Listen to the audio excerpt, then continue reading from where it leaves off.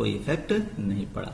अगर कोई इफेक्ट नहीं पड़ा तो इसका मतलब ये अवयव क्या है, a प्लस ए डैश क्या है, आपका सममित है, यानी कि सिमेट्रिक है।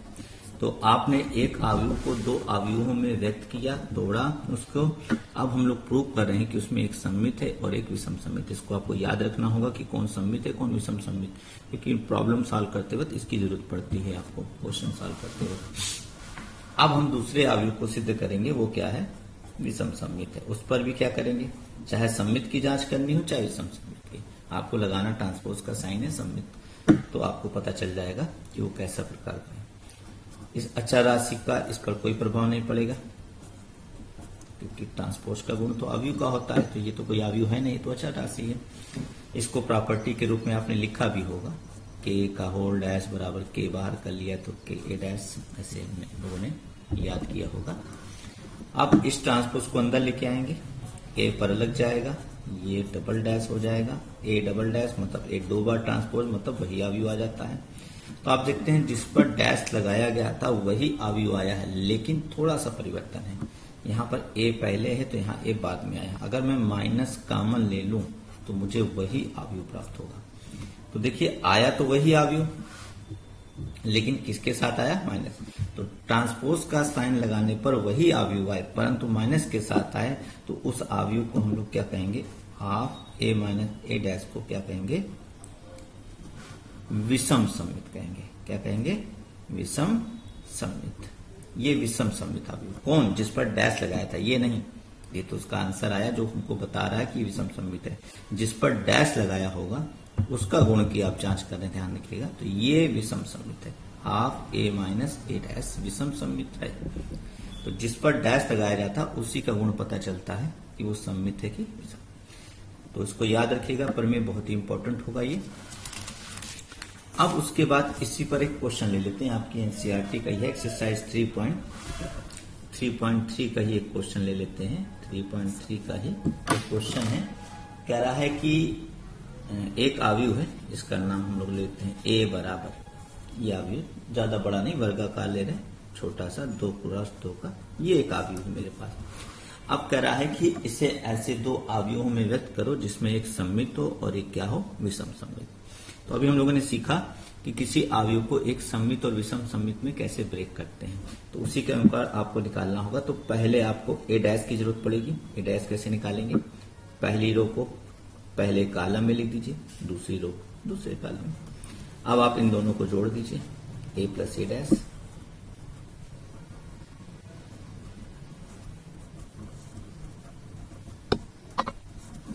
जोड़ दिया हम लोगों ने, 3 3 6 5 1 6 6 और -2।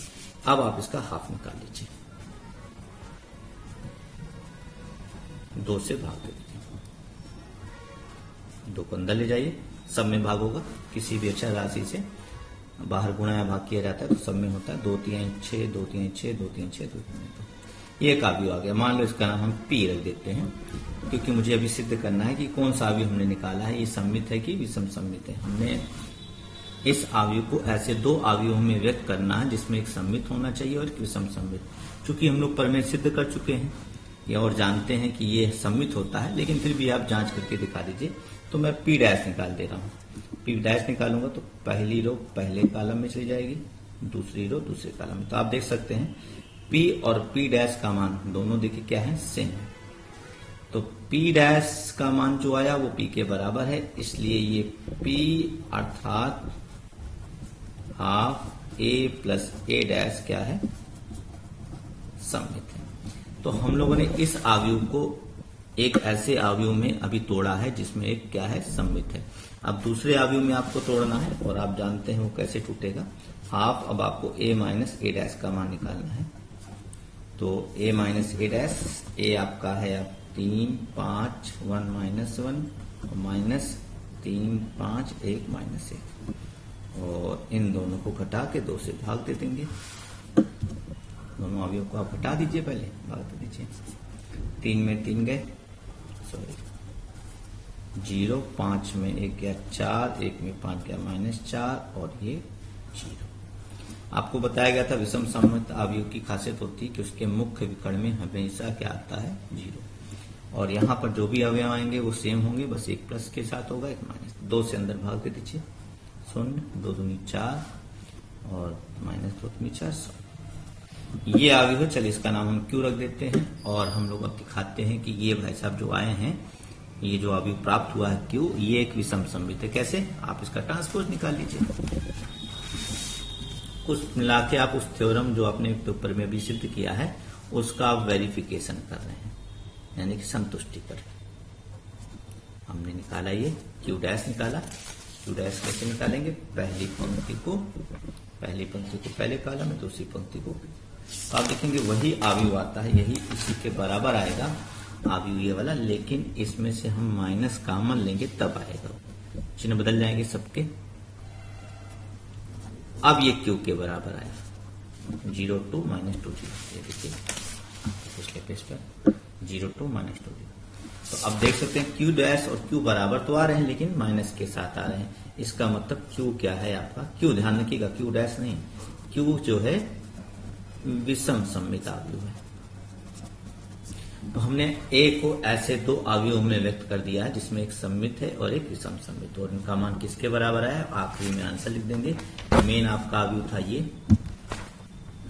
3 5 और 1 -1, और इसमें एक अवयव आया है आपका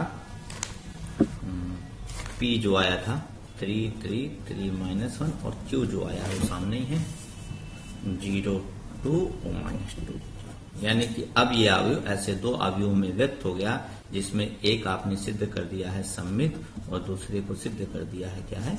विषम सममित। तो इस प्रकार से एग्जाम में अगर आए आपका क्वेश्चन, इंपॉर्टेंट है, आता है अक्सर कि एक अवयव को एक्सप्रेस करिए ऐसे 2 अवयवों में, यानी कि ऐसे 2 अवयवों में तोड़िए जिसमें एक सममित है एक विषम सममित। तो आप निकालेंगे क्या?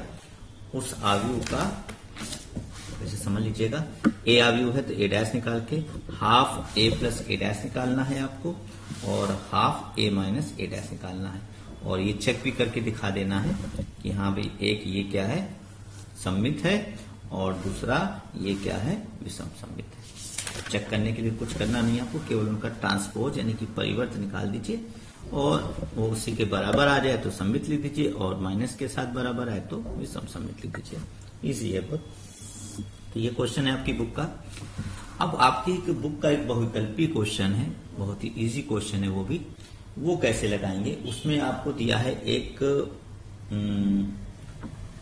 कह रहा है कि ए और बी सेम ऑर्डर के यानी कि सेम कोटि के क्या है?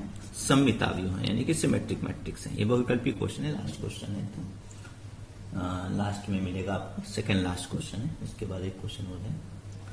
और कह रहा है कि ए और B symmetric matrix of the same order, then A B minus B A. अब आपको बताना है कि A B minus B A किस प्रकार का अवयव है। अगर ए और बी सिमेट्रिक सममित अवयव हैं तो ए बी माइनस बी ए किस प्रकार का अवयव है?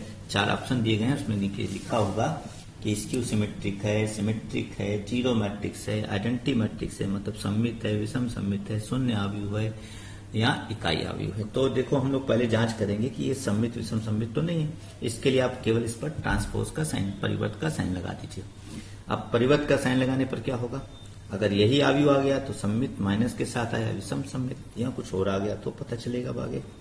इस डैश को अंदर लाएंगे, ये ए बी पर अलग जाएगा डैश, माइनस बी ए पर अलग, माइनस या प्लस लगा होता है तो डैश सब पर अलग अलग वितरित हो जाता है ट्रांसपोज का साइन। और चूंकि ये ए बी गुणे में है तो गुणे के अंदर जब ट्रांसपोज का साइन जाता है परिवर्त का तो ये पलट जाता है, इसको हम रिवर्सल लॉ के नाम से जानते हैं। तो पहले बी डैश आएगा फिर ए डैश, यहां भी पहले ए डैश और फिर बी डैश। अब चूंकि क्वेश्चन में ये दिया गया है कि ए और बी क्या है? सममित है। अगर ए और बी सममित हैं तो इसका मतलब ए डैश का मान ए के बराबर होगा और बी डैश का मान बी के बराबर, क्योंकि अगर 2 अवयव सममित होते हैं तो उनका ट्रांसपोज उसी के बराबर आता है। तो ए डैश ए के बराबर होगा, बी डैश बी के बराबर होगा। तो यहां पर आप बी डैश की जगह बी लिख दीजिए, ए डैश की जगह ए लिख दीजिए। तो अब आप चेक करो कि ए बी माइनस बी ए का ट्रांसपोज लेने पर क्या वही अवयव आ रहा है कि कुछ और आ रहा है? तो आप देख सकते हैं लगभग वही अवयव आ रहा है, केवल माइनस का फर्क आ रहा है। ये जो पहले ए बी लिखा है ये भी बाद में चला गया। अगर मैं माइनस कॉमन ले लूं तो सेम टू सेम आ जाएंगे। जिस पर ट्रांसपोज का साइन लगाया है आपने वो और ये दोनों सेम आ गए। ये देखिए दोनों सेम आ रहे हैं, लेकिन माइनस के साथ आ रहा है। तो जब माइनस के साथ सेम आते हैं तो वो अवयव जिस पर आपने डैश लगाया होता है, यानी कि ट्रांसपोज का साइन लगाया होता है, जिस पर लगाया होता है, ध्यान रखिएगा, वो अवयव जो बन जाता है वो क्या बन जाता है, आपका विषम सममित अवयव बन जाता है। तो इस प्रकार से सममित और विषम सममित की जांच करते हैं। ऐसे क्वेश्चन आपको विविध प्रश्नावली में आपको देखने को मिलेंगे। 2-3 क्वेश्चन है जिसमें आपको सिद्ध करना है कि या जांच करनी है कि सममित है कि विषम सममित। तो अगर कभी भी किसी अवयव को जांच करनी हो कि सममित है कि विषम सममित, और आपको केवल और केवल उस पर ट्रांसपोज का साइन लगाना है, परिवर्त का साइन लगाना है, यानी कि डैश लगाना है, और परिवर्त के गुणों का इस्तेमाल करते हुए देखना है कि उसका मान वही आ जा रहा है कि माइनस के साथ आ रहा है। आएगा तो वही, अब प्लस के साथ आ गया तो सममित, माइनस के साथ आ गया तो विषम सममित। ये होता है प्रूव करने का तरीका। तो आई होप ये प्रश्नावली आपको समझ में आ गई होगी। आप ये कंप्लीटली प्रश्नावली पूरी तरह लगा सकते हैं। नेक्स्ट एक्सरसाइज आपकी 3.4 है जो थोड़ी कठिन है, उसको हम लोग नेक्स्ट वीडियो में पढ़ेंगे।